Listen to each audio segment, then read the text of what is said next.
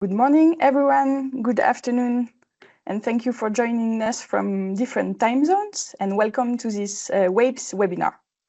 My name is Amandine Moignard, and I'm speaking on behalf of the World Association of Public Employment Services, WAPES. For those who may not be familiar with our network, WAPES brings together public employment services from across the world, fostering international cooperation, peer learning, and the exchange of practices to strengthen labor market policies and employment services. Today's session focuses on a key topic for the future of public employment services, data-driven employment governance. As highlighted in our work, public employment services are increasingly expected not only to deliver services, but also to act as strategic actors in labor market governance, capable of informing public policy and responding to rapid labor market changes. In this context, Labor Market Information System, or LMIS, play a central role. They provide the data analytical capacity needed to better understand labor market dynamics, improve service delivery, and support more targeted and inclusive policy. This webinar draws on experience from the Asia-Pacific region, where countries are actively working to strengthen their data system while addressing challenges such as fragmented data, sources, evolving skill needs, and the growing complexity of our labor market. To guide us through today's discussion, I'm very pleased to introduce our moderator, Miguel Peromingo.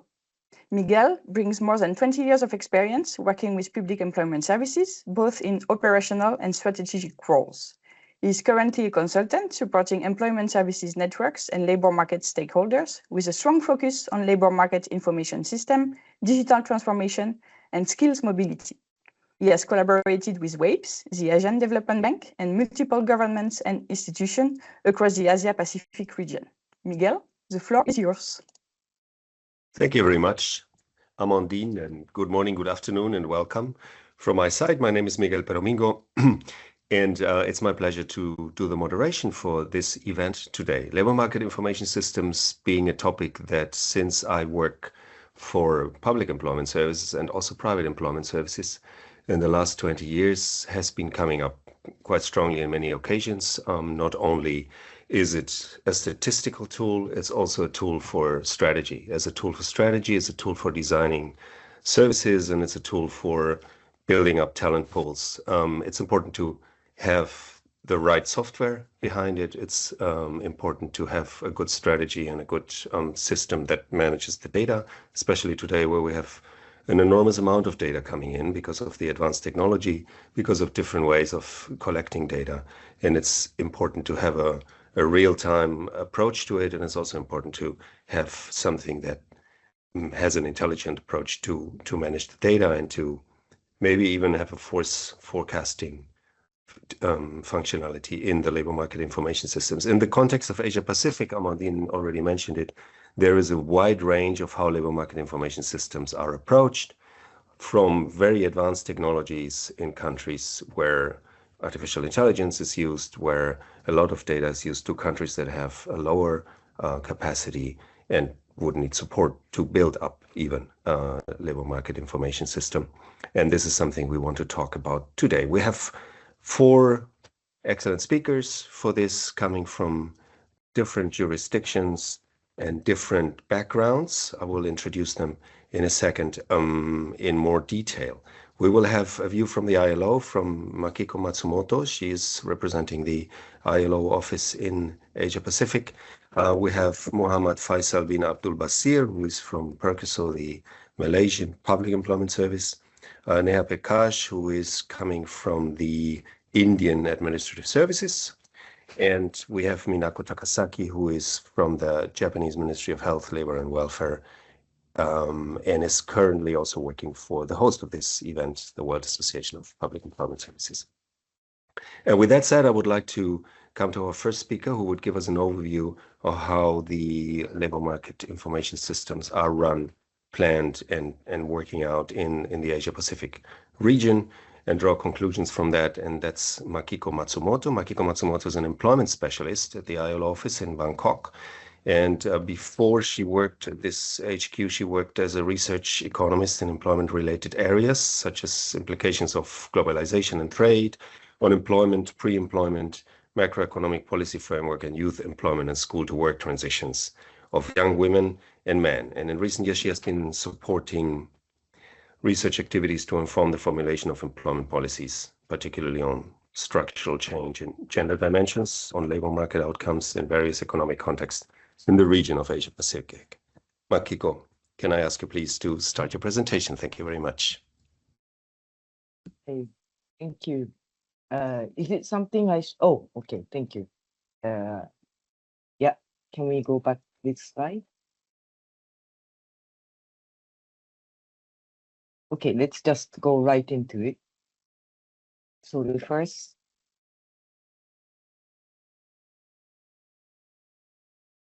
Slide. Well, there's a bit Would of you a like time the next slide? Yeah, next, yeah. Yeah. Okay. So first of all, thank you very much for giving ILO an opportunity to be part of this important discussion in relation to LMIS and public employment services.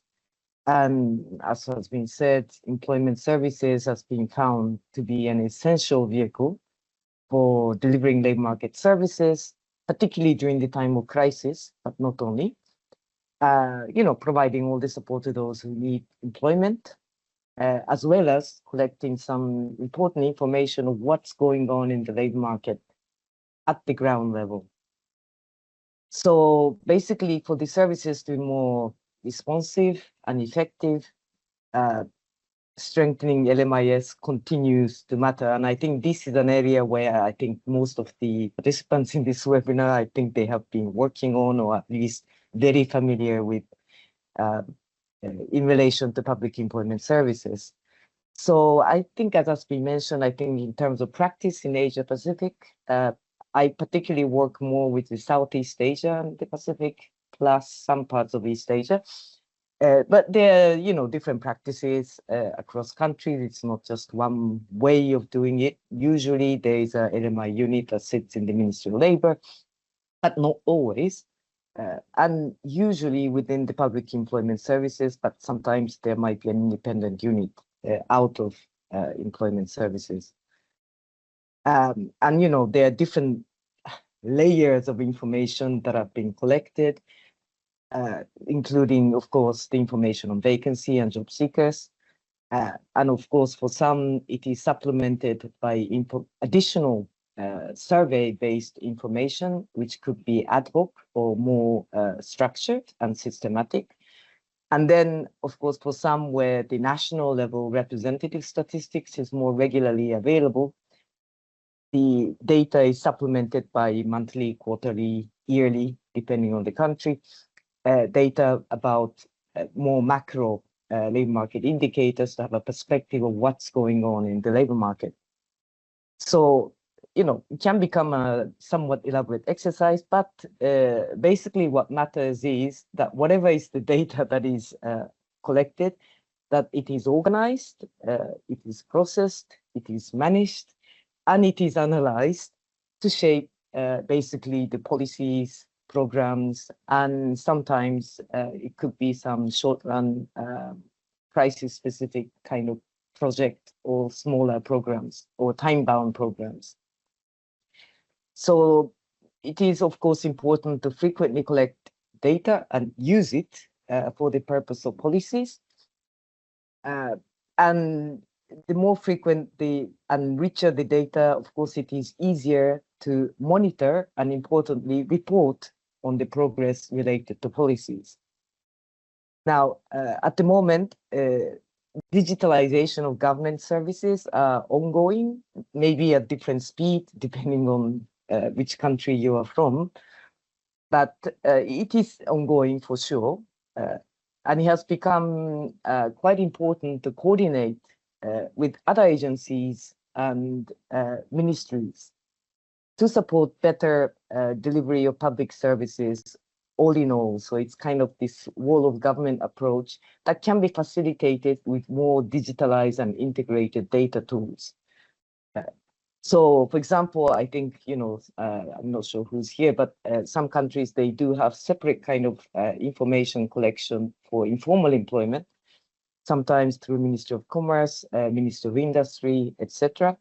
And of course, it would be important to connect this with some of the data that more of the Ministry of Labor kind of, how do you say, segment of the government usually collects and manages, you know, to make better use of data all in all.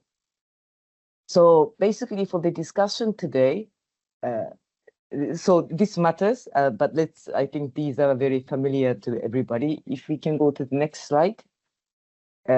I would just like to briefly share an existing ILO tool that has been developed by my very technical colleagues in Geneva. And this has been used very frequently during the pandemic time.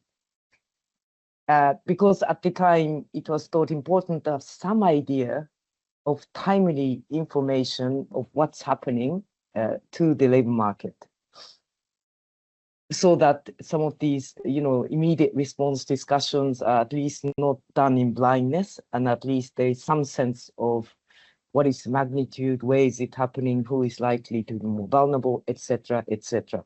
Now, I will not go into the technical details, it's just to say there are such tools, but ILO has been applying this so-called nowcasting method to get the idea of labor market response, more or less immediate kind of labor market response during the pandemic. I think has it continued exercise? I'm not quite sure. And just please, for the discussion, please do not ask me some very technical questions on this particular tool, because I'm a user of the data, not the producer of this data. But if there are interest, of course, I can try to convey this back to Geneva so that maybe there can be a bit more organized way of sharing information and expertise. But basically, just to describe very briefly what are the tools, it's mainly the idea is to use existing high frequency data. So high frequency means it can be daily, it can be monthly, it can be at least, well, it should be at least monthly to call it a high frequency. But to use some of these high frequency data that may have some relationship to the labor market outcomes, and then try to basically process it so that you can have an idea in terms of what's the labor market outcome. And during the pandemic, the outcome of interest was the number of hours worked, rather than kind of number employed, unemployed, etc. Because that's where we thought the impact was going to be, because of that specific nature of the pandemic. So some of these high frequency data, they can be business confidence, capacity utilization of factories, for example, car registration, etc., job vacancies, which is hosted more by Public Employment Services, and some other like retail sales, tourist arrivals. You know, I think many of these data, maybe not every country, but many countries do collect on a very regular basis. Unpublished, by the way, as well, to be shared with the public. And then basically to combine it with data from more traditional LFS and labor force survey and some of the GDP projections that are done for the short run. Next slide, please. Next. Yeah, here is just an idea what is done. And me too, I only have a kind of framework of ideas and not the full details. But to basically prepare these high frequency data into smaller dimensions, and there is a method for that, which is called principal component analysis. So you have a lot of data, but then you reduce the dimensions. And in this case, they reduced it to 3 first principal components. So you, instead of hundreds of data, you have some 3 representative group of data. And then for countries that have quite a lot of data already, they regularly collect statistics and also this kind of high frequency data. The historical relationship was examined between the hours worked and some of these economic data or the principal components. And then some relationship fit. So that's the model. And then you use it to estimate what is it now. So short run prediction of how many hours work. Now, for countries that are not so rich in data, whether it's regular traditional surveys, household surveys, or even in some of these so-called high-frequency data, the fit relationship is used among the data-rich countries. And in this case, the frequency data used was pandemic-specific, so it was the mobility data and the kind of lockdown restrictiveness index or something like this that was published on a daily, I think on a daily basis, and fit that with the high data, how do you say, countries with a lot of data, and then to use that relationship to project for the countries that have very little or hardly any, I wouldn't say no data, but very little data, to see what the estimates are. So, I mean, there can be, you know, shortfalls of this kind of methodology, but in a way to get some sense of what's happening real time, this can be, some of these kind of tools already exist. And I think I haven't been doing this kind of research, or I have been involved in this kind of activity for quite a while, being out in in Bangkok. But I think there are, at least in terms of my reading, I think there are many other emerging tools of this type that can be potentially applied or tried out in different country contexts. So in a way, we'll be very interested to hear if there are other kind of emerging practices to try and capture more real-time labor market events and try to inform policies through this. Okay, and next slide, please. Yeah, so this is more, I think this has already been discussed about, you know, what are the other emerging tools, and this is the digitalization and the use of whether it's Gen AI or some other forms of AI. And I think this might be a little bit old information because this is a report on Public Employment Service and Active Labor Market Policies that was published in 2023, if I'm not mistaken, maybe 2024. But anyway, the point is that, of course, digitalization for employment services, it's a great tool, and it can collect a lot of information and make better use of the information. But I think it'll be important. I think the point of the report is it's good to know where these kind of digital tools work better and where more traditional in-person services work better. And I think the point is using digital tools can mean you can process greater amount of data in a more sensible manner. So you can augment, meaning you can improve the quality of services delivered through employment services and perhaps efficiency of services as well. And I think Malaysia was cited as one of the good examples. And I think there's somebody from PERKESO, so I hope we can hear much more recent events that are going on. And I think next slide, please. Yeah, I will end here, but of course, LMIS, as I said, continues to be important and maybe even more important because this is what you see on the graph is just a picture of how uncertain the world seems to feel. So it's one way of capturing what's happening on. And you can see in recent years, there are quite big spikes. In a very recent month, there has been another huge spike. But the thing is, at least in the short run, there seems to be quite a lot of variabilities in terms of magnitude and types of shocks that the economy and the society seems to go through. And of course, it's difficult to be prepared and ready for every type of shocks and, you know, that happen, that has a repercussion for the labor market. But at the same time, well, these things happen, so perhaps it is important to keep in mind that shocks happen, therefore somehow we always need to be prepared.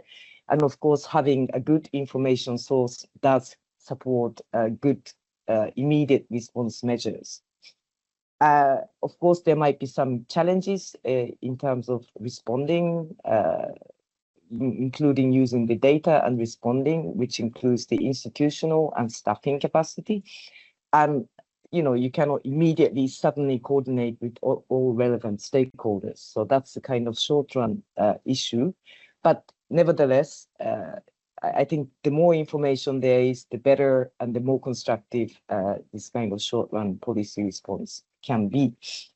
So it can be more efficient. And of course, in the medium and long run, this is a long-standing issue, which I think everybody's always, has been trying to be prepared for.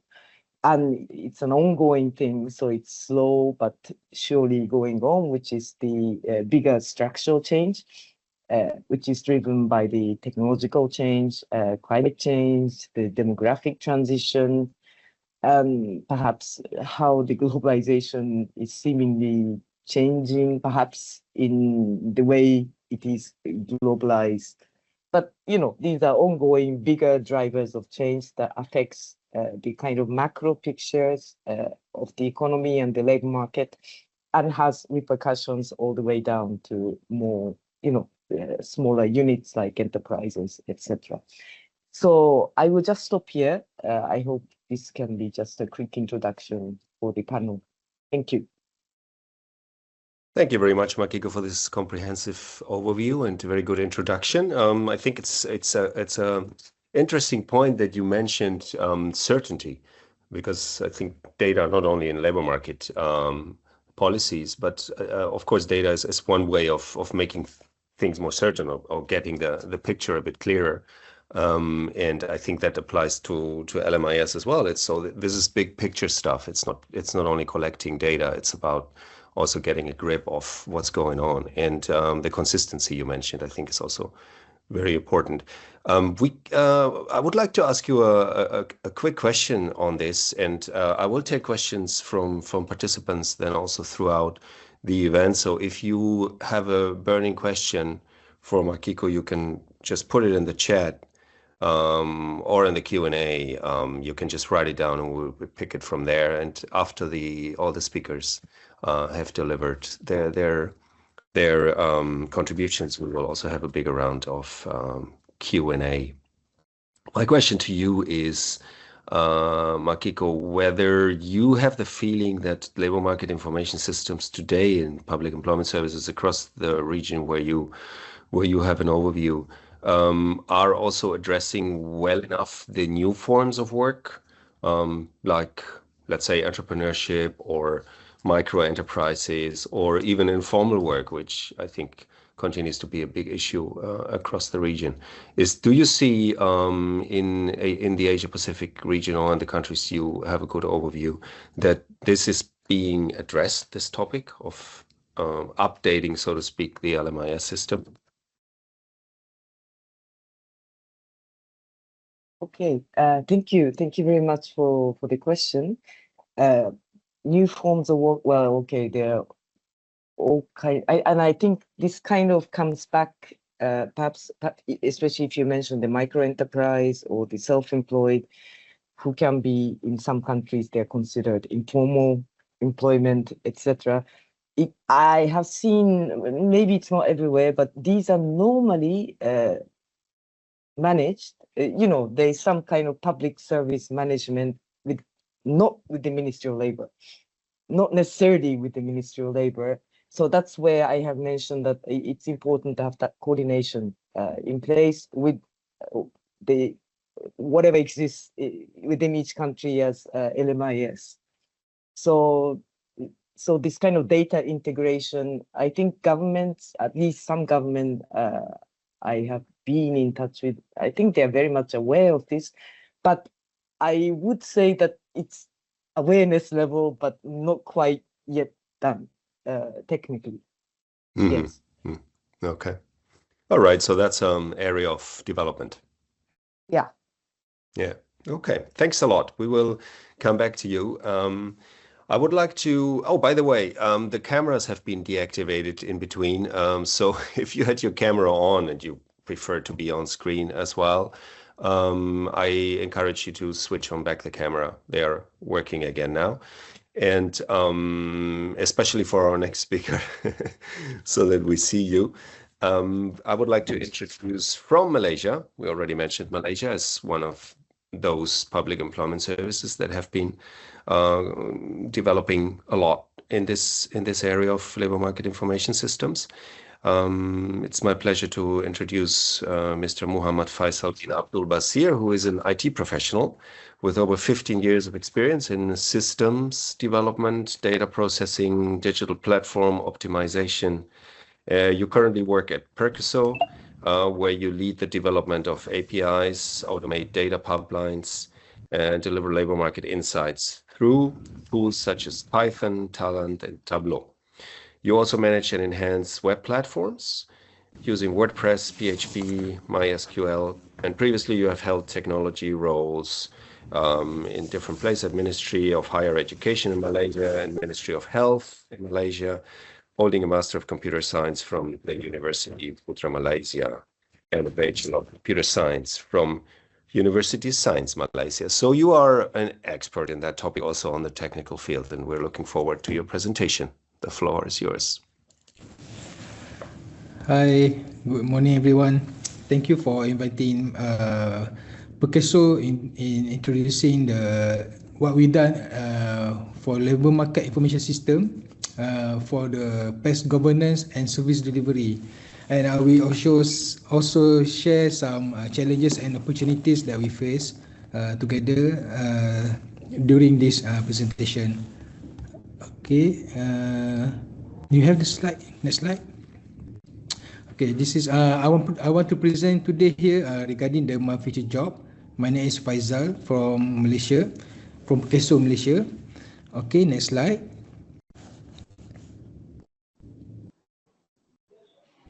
Okay, to set the context, let me briefly walk you through what PERKESO is and what we do. PERKESO operates under two main pillars. The first is social security protection.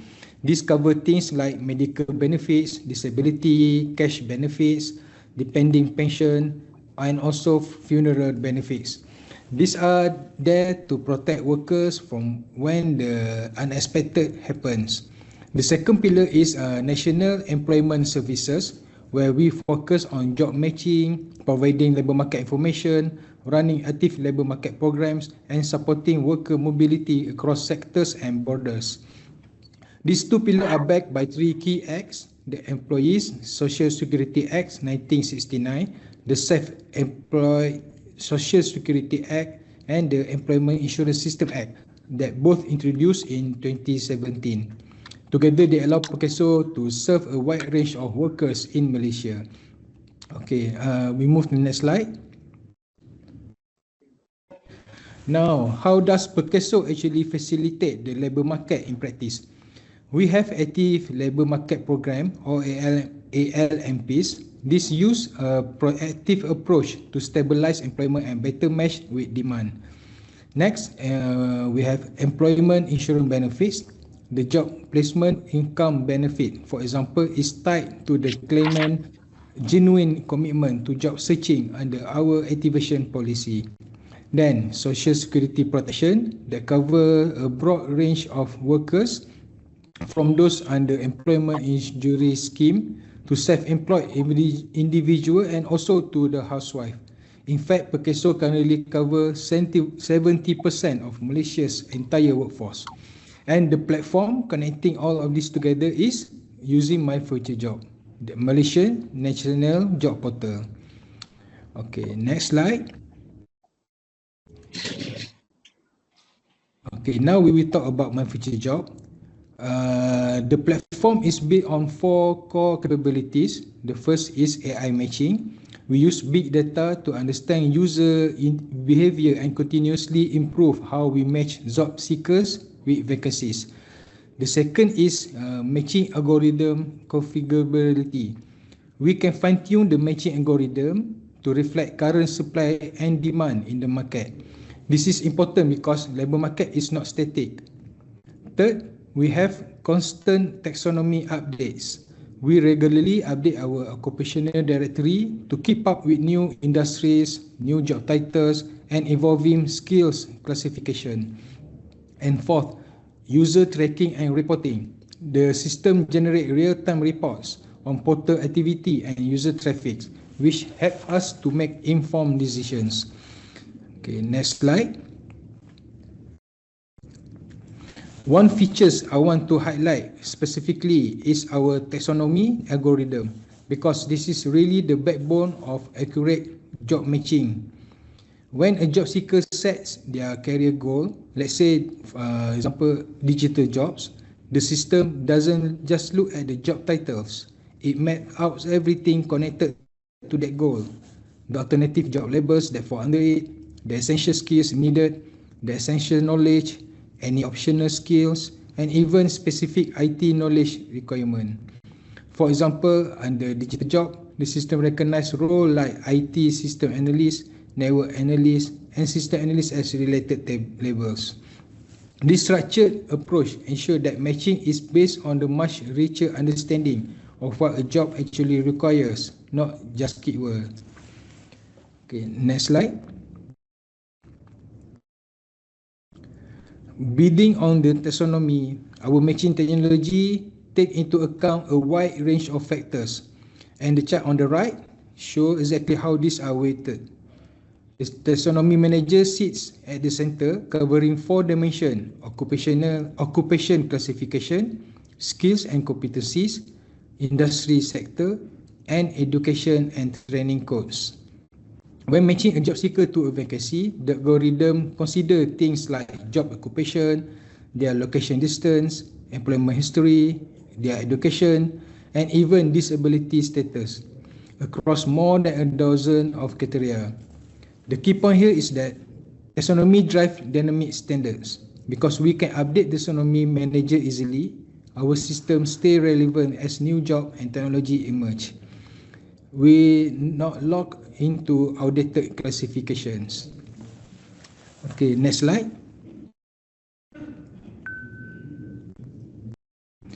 Of course, building and running a system like this doesn't come without the challenges.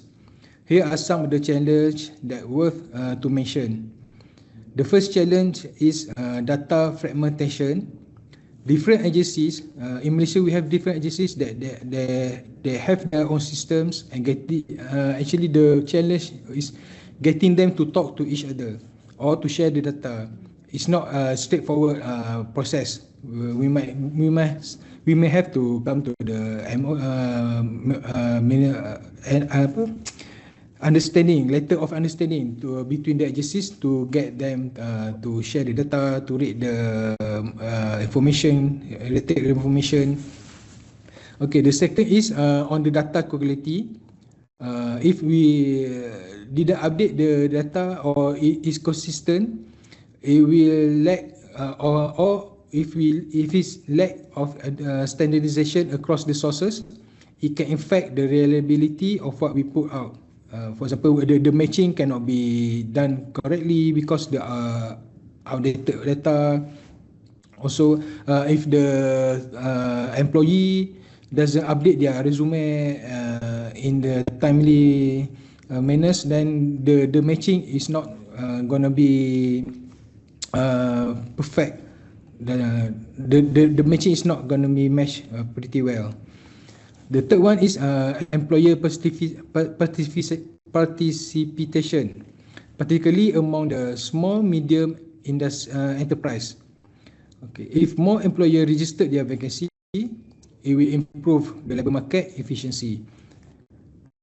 And finally, for the change management, if the resistance lower for the new processes, then it's better for the system to be adapted. The skill gap among staff also need to be addressed. I think these challenges is not only unique to Malaysia. I'm sure many of you in this room also have faced similar issues in your own context.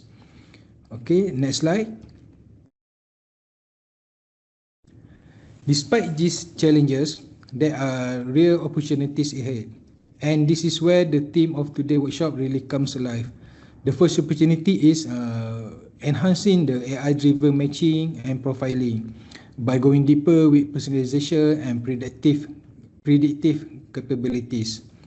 The second is predictive labor analytic, using data not just to describe what's happening in the labor market, but to anticipate future trend, so that policymakers and employers can plan ahead. The third one is integration with the training ecosystem, connecting employment services more closely with skills development and upskilling pathway. And fourth, regional data collaboration, sharing and learning from data across border. Event like this, workshop, are exactly the kind of platform that can move this forward. Okay, last slide. Okay, let me close with this. An LMI system is no longer optional. It is foundational to how we govern employment services and how we deliver them effectively. Without good labor market data, we are essentially making decisions in the dark. My future job represents Malaysia's commitment to building that foundation, integrating data, services, stakeholders into one ecosystem, so that we can serve both job seekers and employers better. The call of action, I think it applies to all the region, is threefold. Invest in integration, strengthen the data governance, and drive the employer adoption. Okay, that's all I think for my sharing session today. I hope Malaysia's experience, both the successes and the challenges, offer some useful insights to you all. Thank you. I look forward for the discussion. Thank you very much, Faizal. I think you illustrated very well that if you don't want to hide labor market information system in some department where they just do statistics, it's a kind of engulfing project. You need to have everybody on board. You said that it's not only a data challenge, it's also a challenge to implement a mentality of change management and also have everybody basically in the public employment service aware of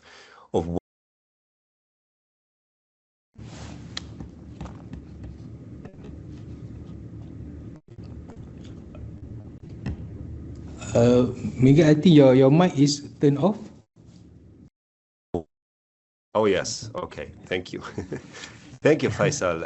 I think it's you illustrated very well that when you deal with labor market information systems, it's not just something that is hidden in some department, but it's something that is interesting and important that the whole public employment service is on board with it.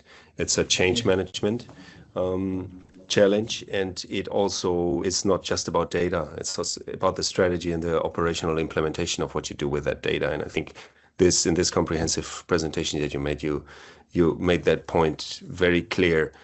I wanted to ask you a question because I know that this whole system came up also with a very strong software that you have, and that has basically supported, let's say, the strategic and operational approach to labor market information systems. And the software provider that is doing that, I wanted to ask you, because you have come a long journey from implementing this and making it this successful as you just presented in your public employment service.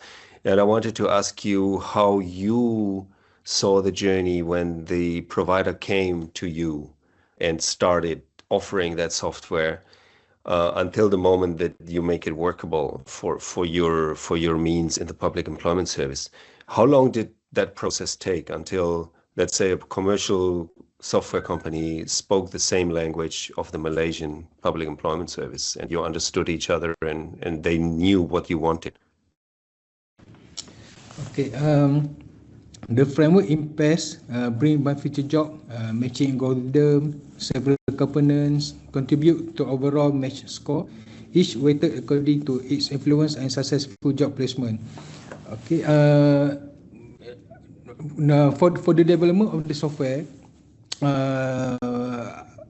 there's a lot of the backbone behind the system in order to match in order for us to speak the same language between the provider. Okay, like in my presentation, I highlight one of the key important thing is our taxonomy. because even during the first development, we using standard taxonomy based on the ESCO, which is European Skills, Competency and Qualification Occupation. Whereas some of the occupation which is not available in Malaysia, and also there are some occupation that are in Malaysia but not available in the ESCO. So we take sometimes to rearrange the ESCO, the taxonomy to how to say, to harmonize between the job in Malaysia and also the job that we took as a backbone from ESCO. So it will take sometimes during the BRS, during the business requirement study, we see we have many sessions during for the requirement, and then we give them sometimes to develop the system based on our requirement. So yeah, the methodology follows competent-based job matching principle, comparing comprehensive profile of job seekers and vacancy through semantic enrichment and multiple criteria similarity scoring. So the scoring also play important role here. We have the matching algorithm, the AI part. So this also takes sometimes during the development. Mm-hmm. Thank you very much. Taxonomy being a very important keyword there, and there are taxonomy systems out there. You mentioned ESCO, the European one. So even if you're not a European country, that's maybe something to benchmark with, to look at, to learn from, and other systems, of course, that are like the international one, the ESCO. And at the end of the day, it needs to be adjusted to what your public employment service, what your labor market needs. And I think for that, it's good to exchange. Thank you very much, Faizal. We will come back to you. Please stay with us. And I would like to move to India, a huge country, a huge labor market. And we have Neha Prakash, who is the Director of Employment at the Indian Administrative Services, IAS. She's experienced HR professional with a career spanning almost 20 years in the field, having worked in areas like corporate people strategy, employee relations, as well as internal communication at companies just as Infosys Limited and EXL Service.com, taking on roles ranging from senior manager to line HR executive. Neha, the floor is yours. Thank you, Miguel, and hello, everyone. So even before we start, at the outset, let me first appreciate Amandine and the entire WAPES team for conducting today's webinar on labor market information systems, because I have found that many a times the labor market information system is treated to be the same as a digital public employment service. But in reality, the digital public employment service is only a subset of the entire labor market information system. And just like any other market, labor markets deal with demand and supply. Skills, qualification, and experiences, they have a value in this market. Government intervenes in this market as a facilitator by providing a platform to bring together the job seekers and the employers. We can start with the presentation. So India is the largest and the most dynamic labor market in the world today. And in India, we have 500 million people who are actively in the workforce.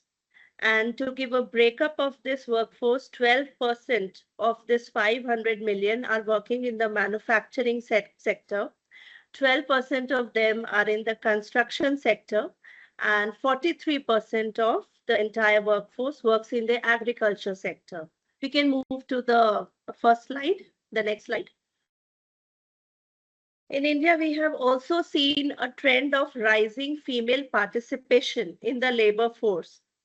And we also see that in India, 94% of the workforce is in the unorganized, informal enterprises. And most of them do not have any social security. although there has been a rise in the number of factories registering themselves and the number of people who have shifted to the formal manufacturing sector, that has also increased. But still, we have a long way to go to formalize the entire labor market. A labor market information system can be defined as an integrated framework for collecting, processing, analyzing, and disseminating labor market data to support evidence-based workforce governance, job placement, and skill planning at scale. Because every policy has to rely on data. For policy formulation, data is needed, and then the feedback also has to come through this data. There can be various LMIS models, and in India, Labour Bureau, which is an attached office of the Ministry of Labour and Employment, they are working on a labour and employment statistical system. Then there is a Ministry of Vocational Education Skill Development, and that is developing a real-time LMIS jointly with the Department of Labour and Employment, which will track the employment trends, skill demands, and wage data. The major components of LMIS has been defined. There are 4 major components. The first part of any LMIS has to be data collection. And usually I see that most of this data collection is fragmented and data comes from various sources. Then we should also have an institutional arrangement, a real-time dashboard for all the planners, the stakeholders, and everyone, all the stakeholders should cooperate and they should come together and use this data. There has to be an analytics engine because that will help in trend modeling and forecasting the number of jobs required, forecasting the skills required for jobs. And there has to be a repository of information, which traditionally happens to be the Public Employment Service. And Labor Market Information Service that transforms these employment exchanges from passive registers to active labor market intermediaries. This also helps in identifying the skill gaps, real-time matching of jobs, and demand forecasting. Policy decisions can also be driven by labor market information system because we have a dynamic data here rather than the static surveys. Next slide, please. Talking about Uttar Pradesh is the most populous state of India. We have a population of 250 million, and we are the largest subnational labor markets globally. In India, labor and employment, the subject falls under the concurrent list. So both the center, the federal government and the state governments, we have the authority to formulate laws related to labor and employment. And recently, there has been a major policy breakthrough where earlier there were 29 labor laws throughout the country, and that all that has been consolidated into 4 new labor codes. The Code on Wages, Code on Social Security, Code on Industrial Relations, and the Code on Occupational Safety, Health and Working Conditions. So everything, all these many laws, they have been consolidated, and there has been a progressive policy reforms. So Uttar Pradesh deals with the continuous youth workforce inflow, and almost 75 to 80% of the youth in Uttar Pradesh, they reside in the rural areas, whereas most of our employment exchanges are situated in the urban areas. So there is a significant rural-urban divide also, which impacts the access to jobs and services. Then UP also has a high dependence on informal and unorganized employment. So the Public Employment Service, this has a structural system gap. The fragmented system that because there's no unified labor market intelligence, it leads to a limited real-time job matching capability. Then also at a particular point of time, we don't have the data regarding the employer demand and the skill supply. So there's a weak linkage between these two. Employment exchanges, they used to function just as passive registration centers for job seekers. And there was a limited integration between all these departments, the skilling department, employment department, and the industry department. Also, the traditional PES does not have any outcome tracking or feedback loops so that we can design some active labor market policies. Then the evidence also shows that integrated data-driven systems and public employment services, they traditionally were fragmented, and that limits their ability to deliver efficient and inclusive employment outcomes. Next slide. So the transition from the traditional exchange to the LMIS-powered public employment service. In UP, the public employment service is called the Rozgar Sangam, and this is our digital public employment service. So the structural gaps present in the traditional public employment service has been addressed here. And in this model, the Rozgar Sangam model, we have a digital profile of every candidate having their skills, qualification, and experiences. We can also filter these job seekers based on their district. Every state has many districts. So Uttar Pradesh has 75 districts, and we have our employment exchanges in each of these districts. But this digital model that consolidates the data of all these districts. And through these filters, we can find out what is the expectation for salary for candidates, which sector do they want to go to, what is their education level, and other such data. Then we also have a very active outreach program through the Rozgar Melas. These are the job fairs, and these fairs are being organized on a monthly basis. And based on the data which we have from various sources, the LMIS, we actively target people in these job fairs. So, for example, if we see that female labor force participation is declining, we will hold a special job fairs for women. These are called the pink job fairs. If we see that people who are differently abled, they are not able to get jobs. From the LMIS, we can see all this data, and then we do these targeted outreach programs where we organize these job fairs, especially for a particular category of people. We also have push-based notifications. So whenever there's a job vacancy and we find that a particular candidate has his skills match this job vacancy, we also send him email notifications and SMS notifications on his phone. Then we regularly do career counseling sessions. In every job fair, a number of people, they manage to get jobs, and then a number of them, they fail to get through the job interview. So we do the career counseling and we identify the skill gaps. We see whether they need a domain training or a language training, and then we provide this training to them. So the LMIS and the job matching, we have moved from the earlier paper registers to intelligent platforms. Next slide, please.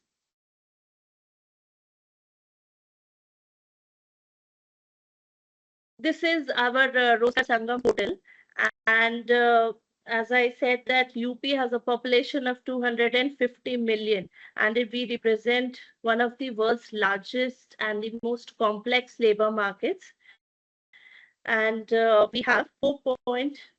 At this scale, the platform has demonstrated significant adoption and outcomes with over 4.48 million job seekers, 5,000 plus employers onboarded, and more than 6,68,000 placements facilitated till date. Then through this portal, we are also able to identify what are the popular skills or jobs which the candidates and the job seekers want to go to. And then the information about the ongoing job fairs, the regular events which we hold in each of the districts, that is also available on this portal. So the employers can go, they can find out where the job fair is happening, what is the skill level of the candidates who will be available at that job fair, and they can go and organize a job fair in that district or take part in any of the ongoing job fairs. So this is an entire loop, a feedback loop is there. We have the job seeker profiles. We do the skill gap analysis based on the vacancy which we get from the employers. And we have targeted interventions for them where we skill them. We organize targeted job fairs for them. And then we analyze the placement and the employment outcomes. And then the entire loop is completed. Next slide. So this portal, Rozgar Sangam portal, this has different interfaces for different people. So there's an employer login, they search job seekers. There's a job seeker login, they can search what are the sectors in which jobs are available, what companies are there which are offering jobs. And then there's the employer dashboard. So we have an act where the employer has to upload all the data regarding his vacancies, whatever vacancies a company has, they have to inform the employment exchange. And through this dashboard, we collect the live data of the vacancies which are available in the private sector jobs. Similarly, for the government sector jobs also, among all the departments, they send us the live data. So there are rules and there are mechanisms in place for that.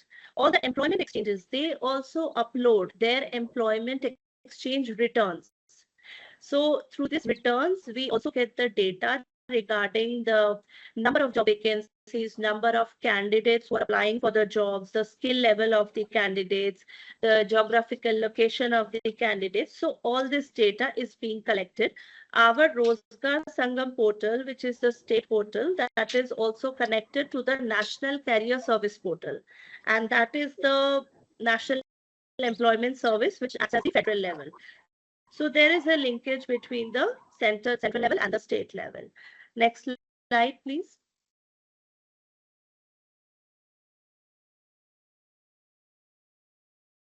And Rozgar Sangam, where the public employment services driven by operational labor market information systems.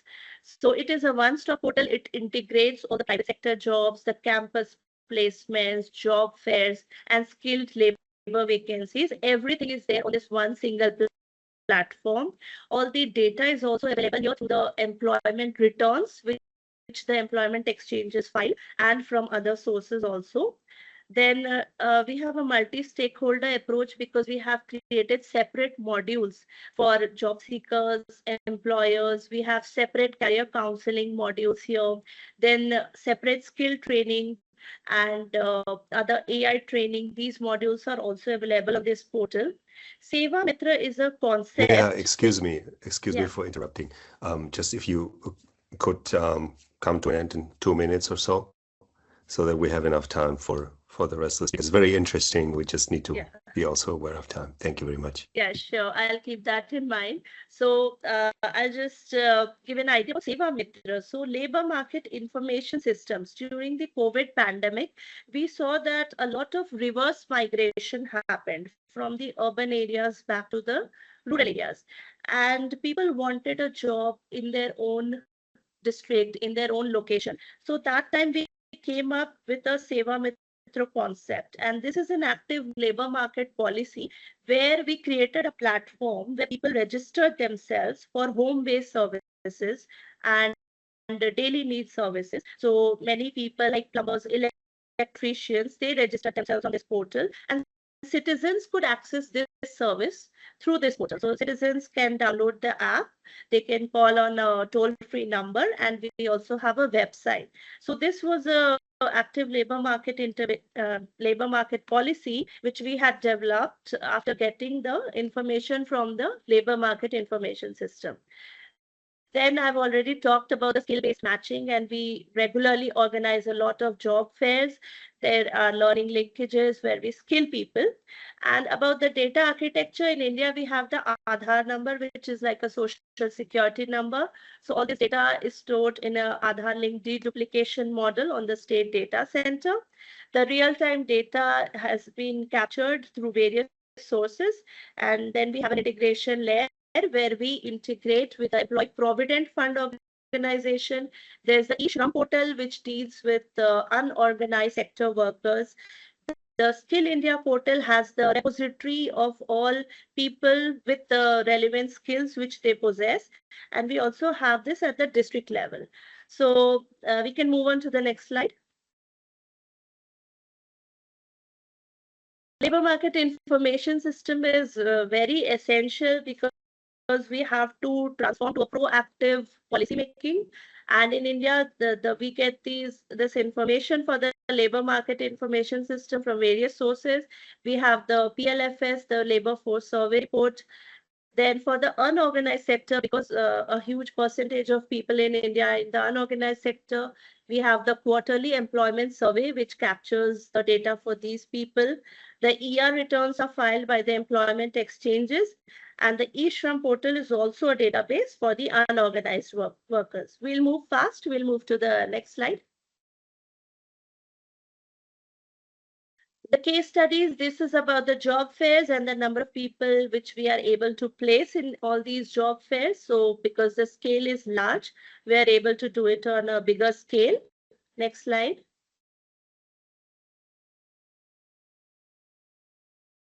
The data architecture, I already spoke about the push-based notifications. We are also coming with AI-based interventions where we'll use AI to match jobs, and we'll also use AI to predict and forecast what kind of jobs will be available in the economy and what kind of vacancies will be there. And accordingly, we'll skill people. Next slide. Strengthening the LMIS, so most of it, my colleague from Malaysia also spoke about it. These are the main 6 points which we need to strengthen our LMIS. Next slide. Skills forecasting. So once we capture the data, we analyze the gap, then only we can have a training linkage. And based on this, we can create a feedback loop. Next slide. And these are the opportunities if we have a fully driven LMIS driven public employment system, we'll be able to do all these things. I think I'm running out of time, so we can move fast. Next slide. And this is the way forward. So because India is a vast country and there are so many things, so it's very difficult to fit everything in this 10 minutes. But we can build LMIS as the true foundation of a national employment system. And through the data architecture, through integrating the LMIS with the skilling databases and with the databases of various departments who are involved in their own employment promotion and employment generation programs, and then using AI tools for job matching and predictive workforce analytics, then outcome tracking and bridging the digital divide. Through all these interventions, we can truly have an integrated LMIS system. Thank you. Thank you very much, Neha. I think you made very clear that labor market information systems are not just numbers sitting somewhere waiting for something, but they reflect the real world, and they are also a good connection to stakeholders. You illustrated very well that behind the data sources, there's always also decision makers, there's stakeholders in the labor market. And it's a good way to connect. I like how you connect to employers, to industries, and how you tweak with the data, how you make strategic decisions, how you make decisions to make a job fair, for example, for jobs for women or people that are differently abled. So I think that's how labor market information systems should be, to use them as a governance tool and as an operational tool. Thank you very much for that. We will come back to you in the question session. I would like to introduce our last speaker for today, and that is Minako Takasaki. She is the Joint Project Coordinator at the World Association of Public Employment Services and is seconded from the Ministry of Health, Labor and Welfare in Japan. Minako, you have a professional career at the ministry for more than 20 years now, covering public employment service programs, employment measures for foreign workers, job counseling, employment statistics, and employment insurance.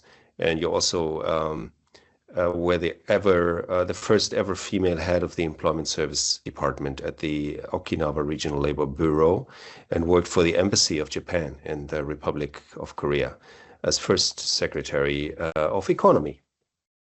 Please, Minako, the floor is yours.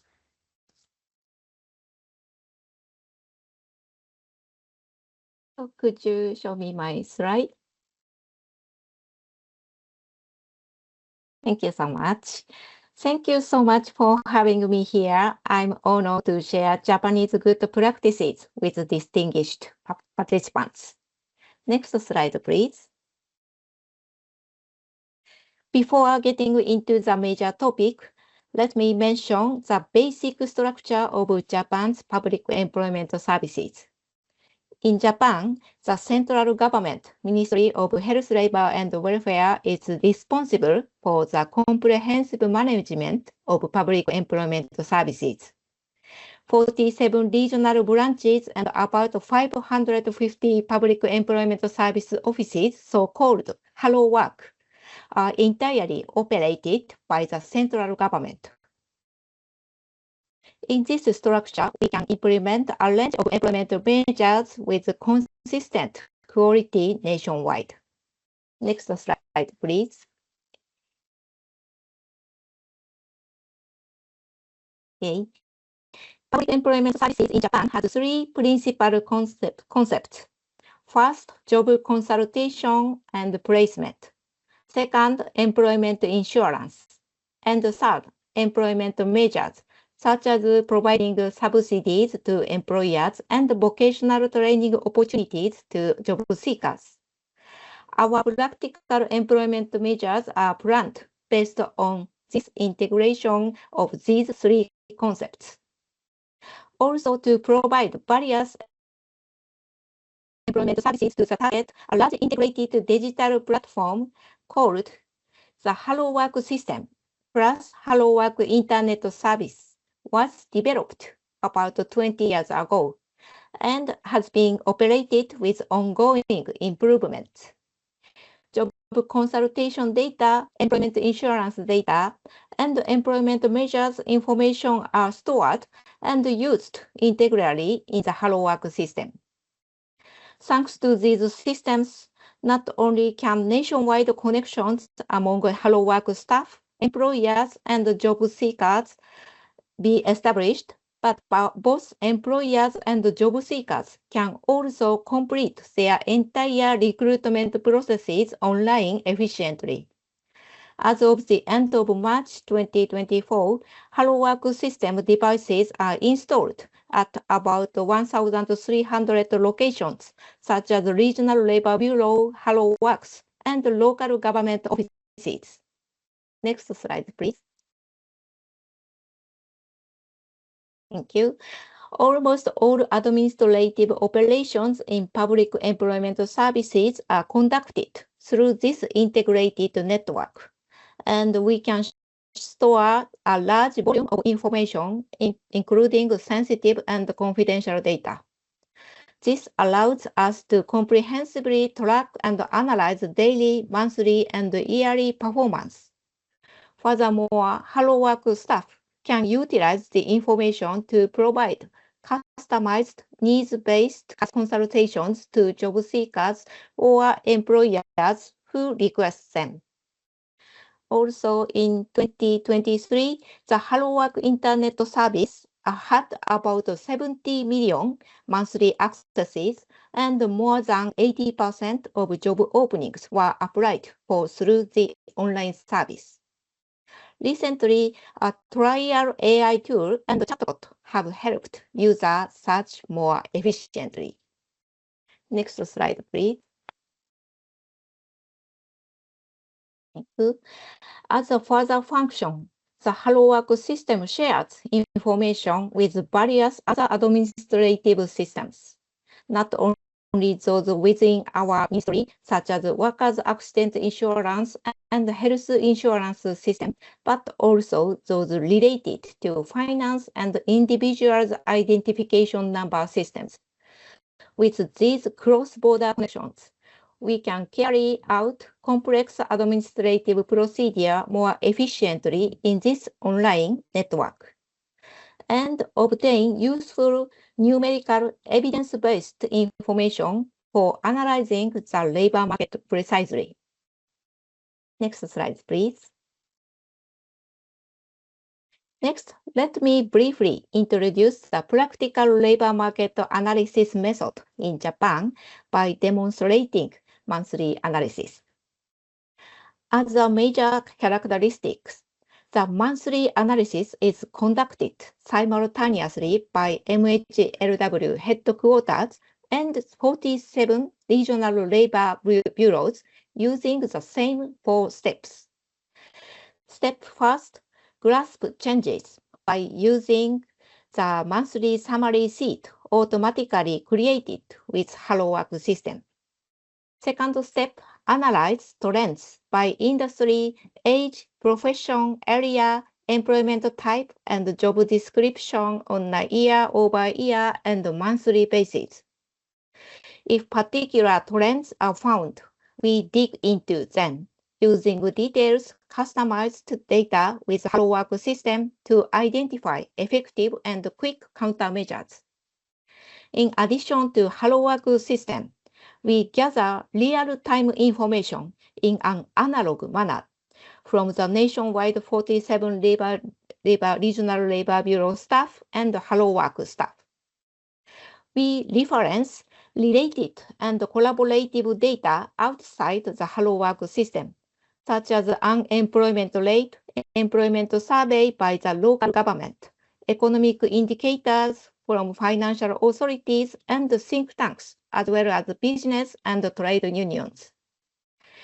Step 3, identify the issue and consider countermeasures, mainly focusing on improving the quality of job offers, resolving labor shortages, and increasing matchmaking efficiency.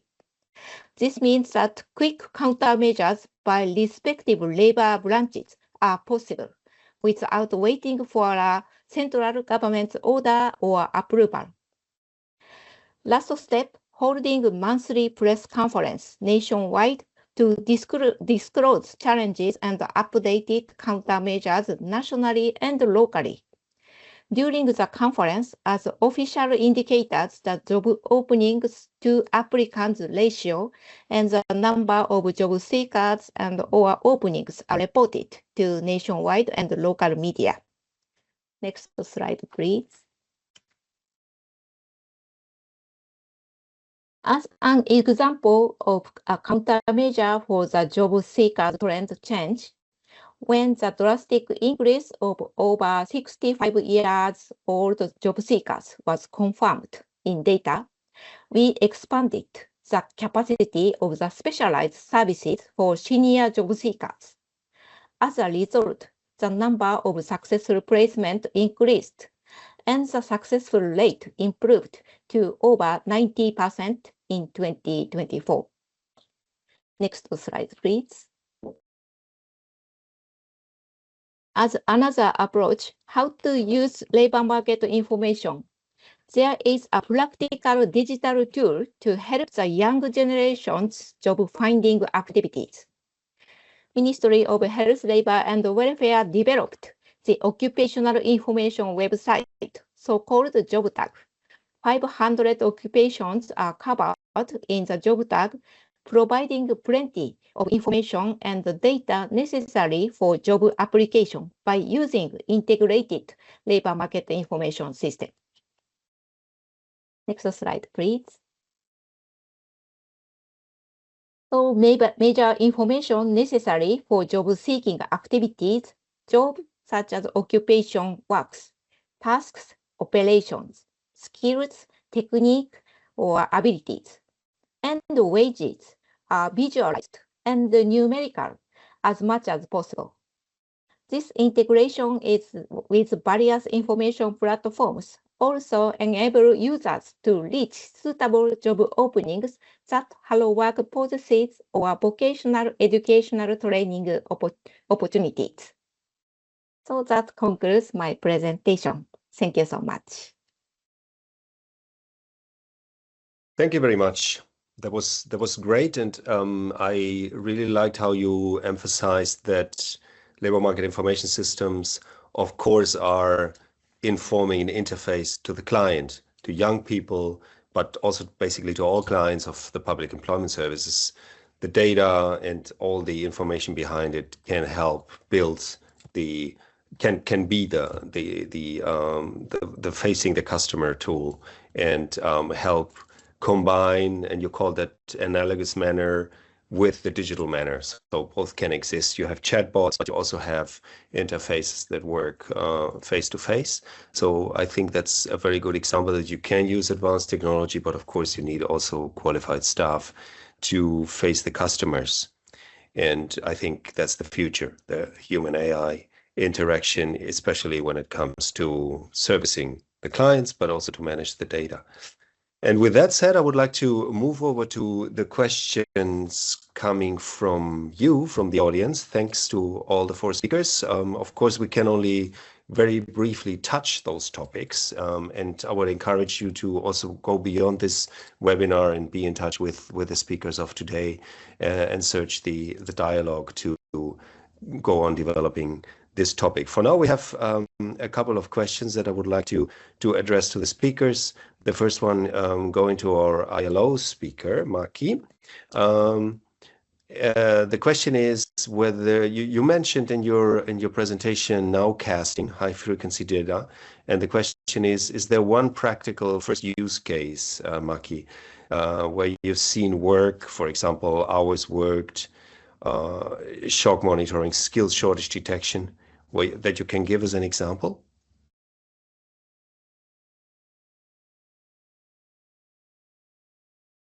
You're on mute, I think. Yes. Yeah, sorry. Thank you for the question. So the question relates to how the information can be used. Yes. What's the practical use of it? Yeah. What's the practical use? Well, at least, well, as I said, I'm also a user of this kind of information, or particularly specifically during the pandemic time. And so it's unfortunately, because I'm not direct government, so it's a somewhat indirect way of using it, because this whole system ILO, so that's the way it's been organized. But at least we can identify sectors, where obviously we are expecting some, if not layoffs, at least quite large scale of impact in terms of less hours of work, which normally means no pay or less pay, etc. So we can take that to the table and discuss with the government to say, I think this is what we don't know, but it could be, and there could be an impact in some of these sectors, and you might wish to focus if needed. Yeah. So I mean, but if I was the government, I think you can, well, it might be the same process, but just one less layer. Yeah. Thank you. Okay. Thank you very much. Before I take the next question, I would like to ask the participants to start switching on your cameras if you can, because we will, at the end of the webinar, and also to stay with us until the end, at the end of the webinar, we will make a virtual group picture. Okay, so I'll take a picture of the screen and have your faces on it if you're comfortable with that, so that we can have a group picture. If we don't meet in person, at least we can have a virtual one. The next question is for Neha from India, and the question is, what information is shown to employers about job seekers in the specific region of India? Do the employers see summarized information, or do they see straightforward the CV and the data contained there? The employers, firstly, they see the summarized information. The employers, they have an idea about the kind of job seekers which they can approach in a particular geographical region. So typically, they'll be able to see how many people in that region who are actively seeking jobs have a particular skill or a particular educational level or a particular qualification. So they can see how many graduates are available there in that district, how many people are there who have passed out from the industrial training institutes. And then the employer, if they want to engage with us, if they want to organize job fairs, or if they want to directly hire from the website, then they can access the CV also. Okay, thank you. And I have another question on the capacity that needs to be invested to build a labor market information system, especially if you don't have one. So kind of, I know you cannot mention maybe figures and so on, but what's like from those that build the labor market information systems from scratch, what would you say is the key material, like from human resources, but also financial resources that needs to go into it? What's the magnitude of it that you would say, PERKESO, you've done it, you've all done it. And so how would you estimate, maybe with a percentage, or I don't know what's the best way of putting it, but how big would you say is the investment into a solid labor market information system? Whoever wants to pick up that question from you.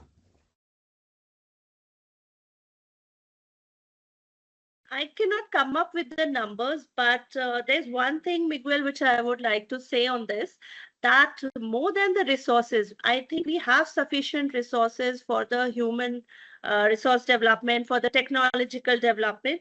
The challenge is the cooperation between all these data points which are available to us. The challenge is the collaboration between all these players, how to integrate the data from all these sources and bring it to a common readable platform which is of use to every stakeholder. So I think the real challenge comes in the collaboration part of it. Okay. Any other comments on this? Okay, I also cannot disclose the total amount that we have invested, but I think the amount that we invest in this play much more important role in our public employment services, because we connecting the employer and also the job seeker side together. We give them the opportunity to enhance their lifestyle, to give them income. So definitely it's worth to invest in this LMIS system. Okay, thanks a lot. Okay, can I just to close, if there are no other questions, and I mean no, I don't see any new questions. So I would like you to say one, for those that, let's say, are rather at the beginning of labor market information systems and building them and consolidating them, what would you say is the kind of major challenge that if you went back now to the time you built this, what was the major challenge that if you knew back then you would have addressed differently? Like, can be data quality, can be the involvement of stakeholders. What is the one challenge where you would recommend people who would like to set up a labor market information system is maybe the main challenge? Just very briefly, all of you, and then we'll come to a close. Who would like to start?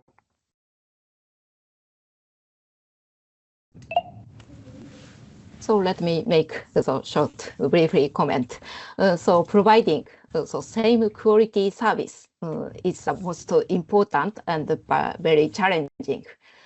So in the case of Japan, Japan is the fastest aging country, and so using data for older generation so might be a little difficult, and so yeah, information disparity, information biases so might also happen. So government, so public employment services, so are basically free service, so regardless of generation. So providing so same quality and all people so want to access. So this is a big challenge and very important thing. Thank you. Who would like to take it next?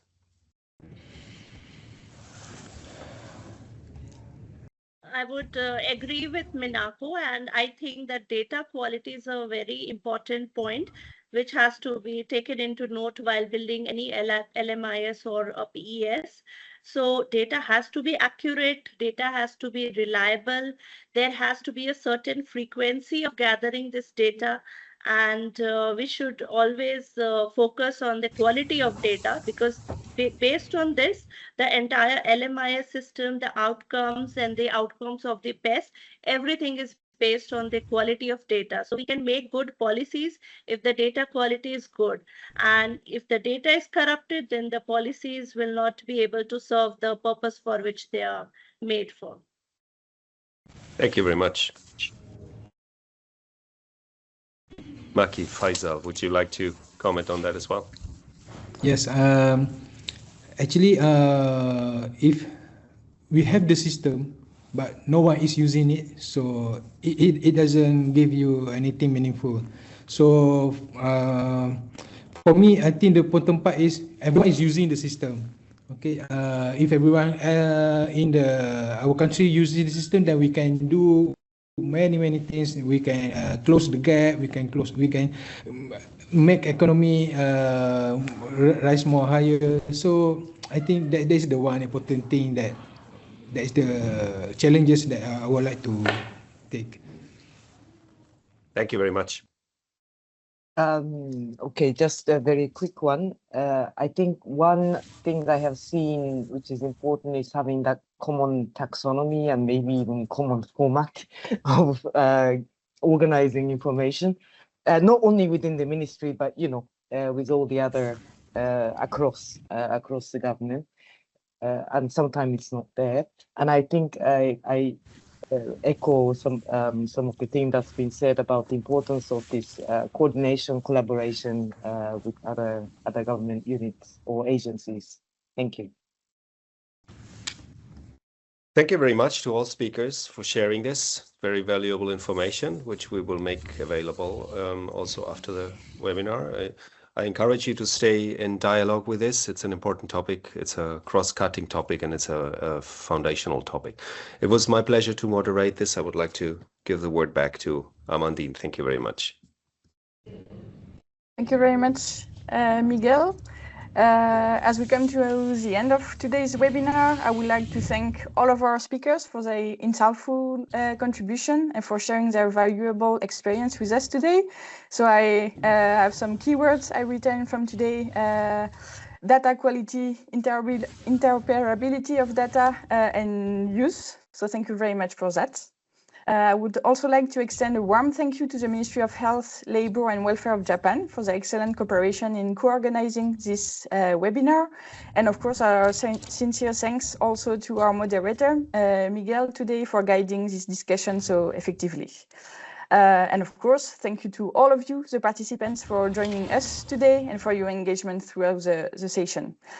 Before we close, I can invite you to share your feedback. A short survey is now displayed on the screen via a QR code, and the link is also available in the chat. Your feedback is very valuable to us, and will help us improve future activity. Just a quick information, the recording of this webinar will be shared with all registered participants, and we will share with you a report in English, French, and Spanish in the coming days. So I would like to thank you all again for your participation, and we look forward to seeing you in our upcoming WAPES activity. Have a great day, afternoon, or evening, wherever you are joining from, and goodbye to everyone. Thank you very much.